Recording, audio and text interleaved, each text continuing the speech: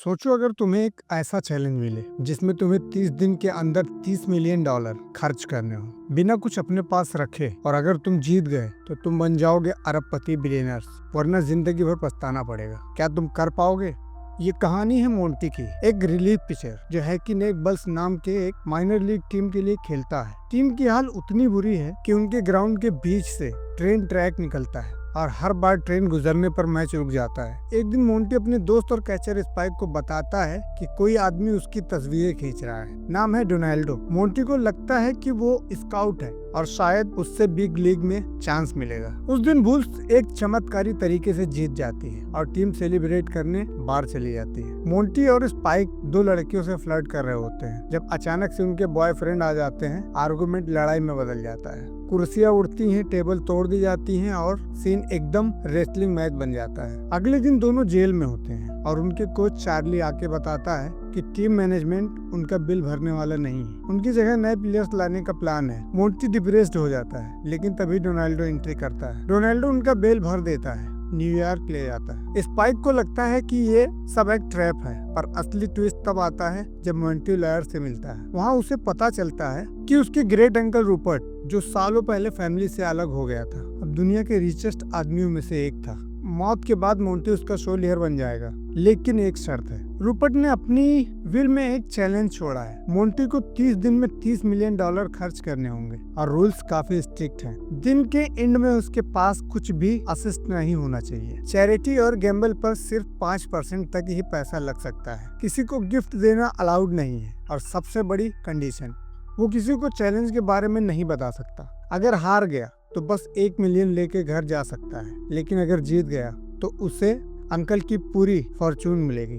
Monty risk लेता है और चैलेंज एक्सेप्ट कर लेता है। अगले ही दिन वो कैश निकालता है और अजीब तरीके से खर्च करना शुरू कर देता है। पूरी सिक्योरिटी टीम हायर कर लेता है, कैब ड्राइवर को पर्सनल शोफर बना देता है और अपनी टीम के लिए नए यूनिफॉर्म्स और बसेस खरीद लेता है। स्पाइक हर वक्त टेंशन में रहता है, पर मोंटी को लगता है कि सब प्लान के मुताबिक हो रहा है। मोंटी एंजेला नाम की एक स्ट्रिक्ट और सेंसिबल अकाउंटेंट को भी हायर करता है, जो उसके हर एक खर्चे का रिकॉर्ड रखेगी। एंजेला मोंटी की केयरलेस स्पेंडिंग देखकर हमेशा इरिटेट होती है, पर धीरे धीरे दोनों के बीच एक अट्रैक्शन भी डेवलप होने लगता है। मोंटी उसे इम्प्रेस करने की कोशिश करता है, पर एंजेला का फियांस वारेन भी कहानी में आ जाता है, जो बाद में मोंटी के लॉयर्स का स्पाई बन जाता है। मोंटी के क्रेजी आइडियाज चलते रहते हैं। वो एक आइसबर्ग अफ्रीका भेजने के लिए फंड देता है, सबसे एक्सपेंसिव स्टेप खरीद के उसे पोस्ट कार्ड भेज देता है और न्यूयॉर्क यंकीज के अगेंस्ट अपनी टीम का मैच ऑर्गेनाइज करता है। मीडिया मोंटी को एसेंट्रिक मिलियनर कहने लगती है, पर प्रॉब्लम ये है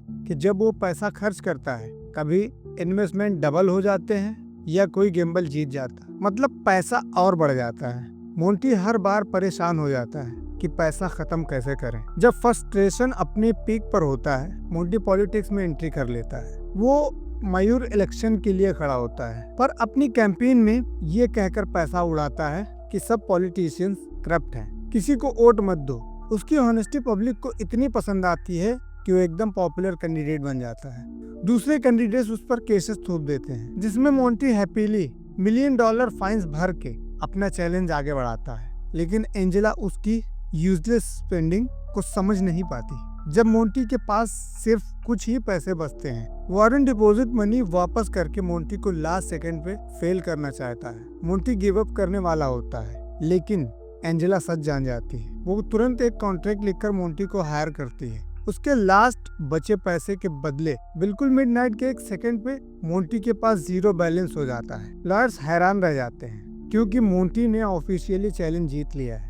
उसके अंकल की पूरी फॉर्चून अब मोंटी की है। मोंटी सेलिब्रेट करता है और एंजेला के साथ एक नई लाइफ शुरू करने का प्लान बनाता है।